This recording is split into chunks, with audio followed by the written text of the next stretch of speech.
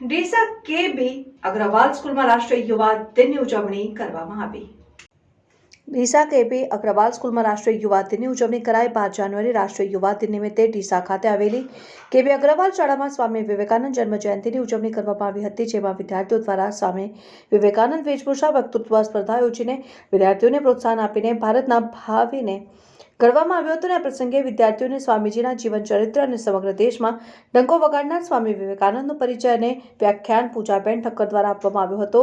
કાર્યક્રમમાં શાળાના શિક્ષકો અને વિદ્યાર્થીઓ દ્વારા આ કાર્યક્રમને સફળ બનાવવામાં આવ્યો હતો। આજે 12મી જાન્યુઆરી યુવા દિન એટલે કે સ્વામી વિવેકાનંદનો જન્મદિવસ।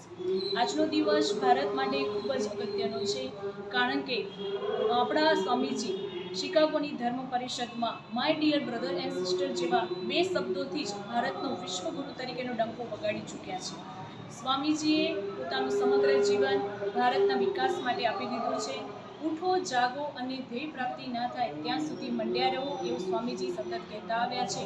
તો આજે શાળામાં વક્તૃત્વ સ્પર્ધા, વેશભૂષા સ્પર્ધા યોજવામાં આવી, જેમાં બાળકોએ ખૂબ જ ઉમળકાભેર ભાગ લીધો અને શાળાના શિક્ષકોએ પણ તેમને યોગ્ય માર્ગદર્શન આપ્યું। ભવતુ ભારત। मेरा नाम माली प्रिंसी है। मैं 11वीं कक्षा में पढ़ती हूँ और मैं हरिओम स्कूल की विद्यार्थी हूँ। स्वामी विवेकानंद जी का जन्म 12 जनवरी 1863 में पिता विश्वनाथ दत्त और माता भुवनेश्वरी दत्त के घर हुआ था।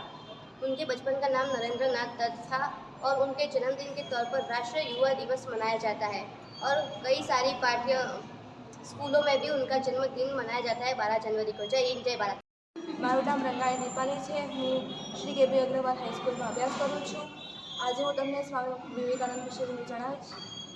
શક્તિ અને સામર્થ્યનો સંદેશ આપનાર સ્વામી વિવેકાનંદનો જન્મ 12 જાન્યુઆરી 1863ના રોજ કોલકાતાના શિકાગો વાલીમાં થયો હતો।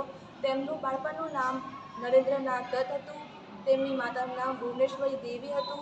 પિતાનું નામ વિશ્વનાથ દત્ત હતું। તેમણે એક સ્ફૂર્તિદાયક મંત્ર હતો, awake, arise and stop not till the goal is achieved. ઉઠો, જાગો અને ધ્યેય પ્રાપ્તિ સુધી મંડ્યા રહો।